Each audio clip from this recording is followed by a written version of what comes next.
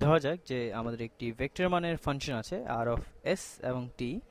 এটা সমান হচ্ছে এক্স, যেখানে এক্স হলো একটি এস এবং টি এর ফাংশন। তো এটাকে আমি এভাবে লিখি যে এক্স অফ এস অফ টি গুণ এক্স এর দিকে একক ভেক্টর আই যোগ ওয়াই অফ এস অফ টি গুণ ওয়াই এর দিকে একক ভেক্টর জে যোগ জেড অফ এস অফ টি গুণ জেড এর দিকে একক ভেক্টর কে।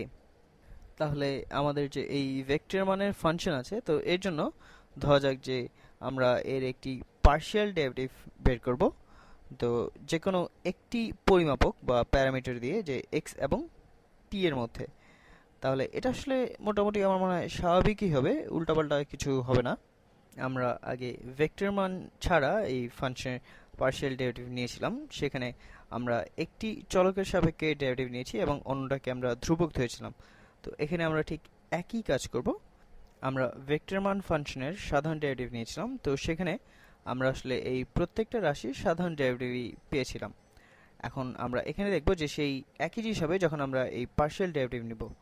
তাহলে আমরা পার্শিয়াল ডেরিভেটিভ নিব আর এর জন্য এস এর সাপেক্ষে, এবং আমি আসলে এই এস এর সাপেক্ষে যাই করব তা তুমি শুধু এস এর জায়গায় টি বসাতে পারো এবং তুমি তাহলে আসলে একই উত্তর পাবে। তাহলে আমি এটাকে এভাবে সংজ্ঞায়িত করি যে এটা সমান হলো লিমিট যখন ডেল্টা এস জিরোর নিকটবর্তী হয় এবং আর অফ এস যোগ ডেল্টা এস, আমরা এখানে এস এর সাপেক্ষে পরিবর্তনের জন্য লিমিট বের করছি, এবং কমা টি। তো এখানে টিটাকে তুমি ধ্রুবক ধরতে পারো, বিয়োগ আর অফ এস অফ টি, এবং এই পুরোটা ভাগ ভাগ হবে ডেল্টা এস। এখন তুমি যদি এখানে শুধু একটু অ্যালজেব্রা করো, তাহলে তুমি এখানে এটা পাবে যে আর অফ এস যোগ ডেল্টা এস এবং টি এটা সমান হচ্ছে এক্স অফ এস যোগ ডেল্টা এস এবং টি গুণ আই যোগ ওয়াই অফ এস যোগ ডেল্টা এস এবং টি গুণ জে, এবং এভাবে, এবং এই সব কিছু বিয়োগ হবে এটা। তো তুমি যদি এটা নিয়ে একটু অঙ্ক করো তাহলেই তুমি এটা পাবে। তাহলে এই পুরোটা সমান হবে লিমিট যখন ডেল্টা এস জিরোর নিকটবর্তী হয়, এবং আচ্ছা আমি ছোট করে লিখবো কারণ আমার জায়গা প্রায় শেষ হয়ে যাবে।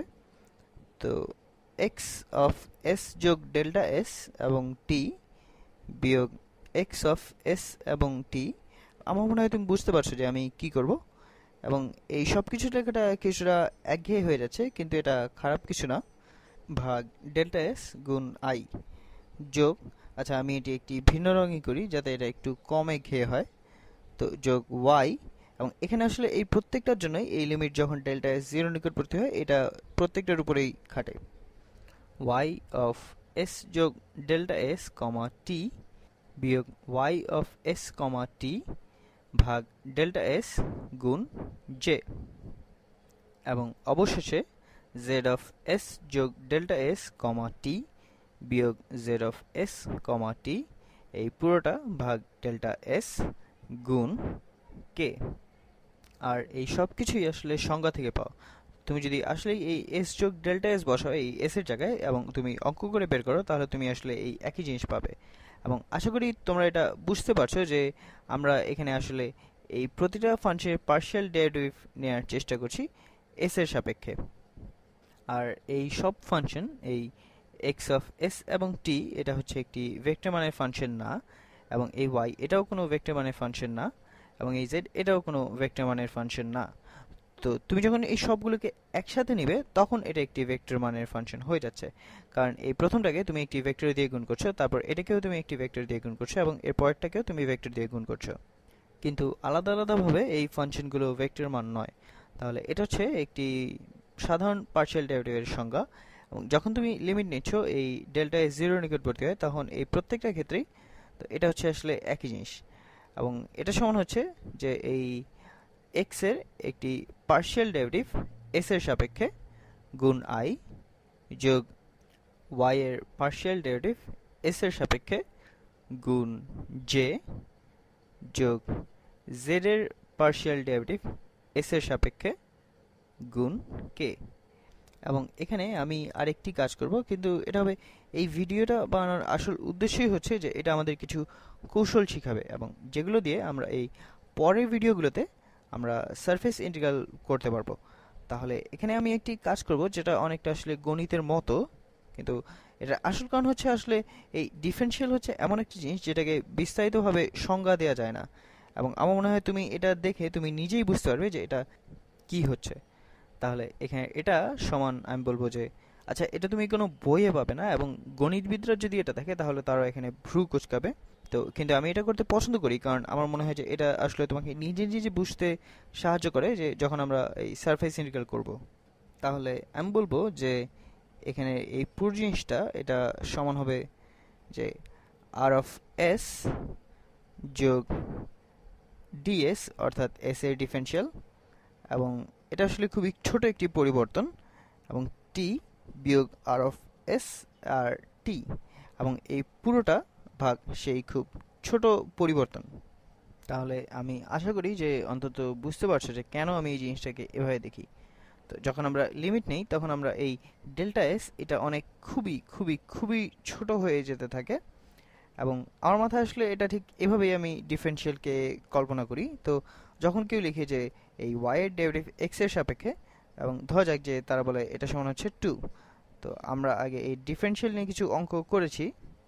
তাহলে তুমি কল্পনা করতে পারো যে আমরা দুপাশে dx দিয়ে গুণ করি, তাহলে আমরা পাবো যে dy সমান হবে 2 গুণ dx, এবং এটা আমরা আসলে ক্যালকুলাসে করেছি। তো আমি এটা যেভাবে কল্পনা করি সেটা হচ্ছে যে এই y এর একটি খুব ক্ষুদ্র একটি পরিবর্তন, এটা সমান হচ্ছে 2 গুণ, এটাও ঠিক একই রকমের সেই ক্ষুদ্র পরিবর্তন।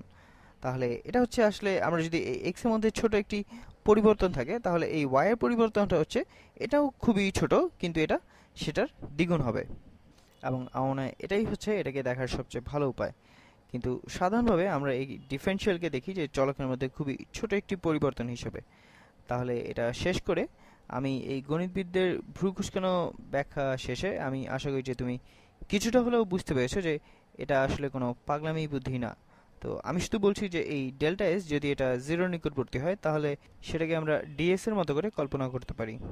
আর আমি আসলে যে কারণে এটা করেছি সেটা হচ্ছে যে এই পাশ আর এই পাশ, এই উভয় পাশেই আমরা যদি এই ডিফারেনশিয়াল ডিএস দিয়ে গুণ করি তাহলে কি হবে, তুমি বাম পাশে এটা পাবে যে আর এর পার্শিয়াল ডেরিভেটিভ এস এর সাপেক্ষে সমান হচ্ছে, ও আচ্ছা, গুণ ডিএস, এবং এটা আমি গোলাপি রঙে করব, গুণ ডিএস।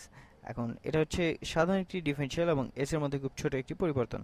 তো এটা সমান হবে, তুমি যদি এই পাশকে ডিএস দিয়ে গুণ করো তাহলে এটা চলে যাবে, তাহলে এটা হবে আর অফ এস যোগ ডিএস, এটা হচ্ছে এস এর মধ্যে খুবই ছোট একটি পরিবর্তন, এবং টি, এবং বিয়োগ আর অফ এস এবং টি। এখন এটার চারপাশে আমি দাগ দিয়ে দেই, এবং পরের ভিডিওতে এটা আমাদের কাজে আসবে। আর আমরা আসলে চিন্তা করবো এটা নিয়ে যে এর মানে কি এবং কিভাবে এটা একটি তলে কল্পনা করা যায়। এবং বুঝতেই পারছো যে এটা হচ্ছে একটি ভেক্টর। এখন তোমাদের দুটি ভেক্টর মানে ফাংশন আছে, তো তুমি এই দুটোর মধ্যে পার্থক্য বের করবে, এবং এটা আসলে আমরা পরের ভিডিওতে এটা প্রত্যক্ষ করার চেষ্টা করবো, এবং এটা আসলে আমাদের সারফেস ইন্টিগ্রালে অনেক সাহায্য করবে। এই একই যুক্তি দিয়ে আমরা এস নিয়ে যা যা করেছি আমরা টি নিয়েও সেই একই কাজ করতে পারি। তাহলে আমরা এই আংশিক বা পার্শিয়াল ডেরিভেটিভের সংজ্ঞা দিতে পারি। আমি এটা ছোট করে লিখি যে আর এর পার্শিয়াল ডেরিভেটিভের সংজ্ঞা, আচ্ছা আমি এটা অন্য একটি রং নিয়ে করি, এটা কমলা রং নিয়ে, হ্যাঁ। তাহলে আর এর পার্শিয়াল ডেরিভেটিভ এই টি এর সাপেক্ষে এর সংজ্ঞাটা হচ্ছে এখানে যে লিমিট যখন ডেল্টা টি জিরোর নিকটবর্তী হয়, আর অফ এস এবং টি যোগ ডেল্টা টি বিয়োগ আর অফ এস এবং টি। তো এই ক্ষেত্রে আমরা এস কে ধ্রুবক ধরছি, তো বুঝতে পারছো যে তাহলে টি এর পরিবর্তন দেখছি, তো এই পুরোটা ভাগ ডেল্টা টি।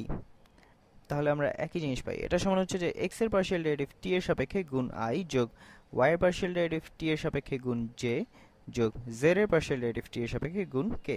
এটা আসলে একই জিনিস, তুমি শুধু এই এস এর বদলে টি নিয়ে করছো, এবং সেই একই যুক্তি দিয়ে তুমি এই একই জিনিস পাবে শুধু টি এর সাপেক্ষে, এই যেটা পুরোপুরি অঙ্ক না। তো তুমি যদি এই উপরে আমি যেটা করেছি যে আর এর পার্শিয়াল ডেরিভেটিভ টি এর সাপেক্ষে গুণ টি এর খুব ছোট একটি পরিবর্তন বা ডিটি, এটা হচ্ছে ডিফারেনশিয়াল, এবং তুমি বুঝতে পারছো যে এটা সমান হবে আর অফ এস এবং টি যোগ ডিটি বিয়োগ আর অফ এস এবং টি। আচ্ছা এগুলোর চারপাশে একটু দাগ দিয়ে নেই, আর পরের ভিডিওতে এগুলোর মানে কি সেটা বোঝার চেষ্টা করব। আর কখনো যখন তুমি কোনো অঙ্ক করো তাহলে তুমি আসলে চিন্তা করো যে আচ্ছা এর উত্তর কি হলো। তো মনে করে দেখো যে আমরা এখানে যা করতে চাচ্ছি সেটা ছিল যে এই এস অথবা টি এর সাপেক্ষে আমরা একটি পার্শিয়াল ডেরিভেটিভ নিলে কি বোঝায় সেটা বের করতে চেয়েছিলাম। তারপর আমরা সেটাকে একটু নাড়াচাড়া করে এটা পেয়েছি। তা আমরা এই দুটো আসলে আমাদের খুব কাজে লাগে, কারণ এটা আসলে এই সার্ফেসিং কি এটা বোঝার জন্য খুব কাজে আসে, এবং এটা দেখতে যেরকম এটা সেরকম কেন হয়।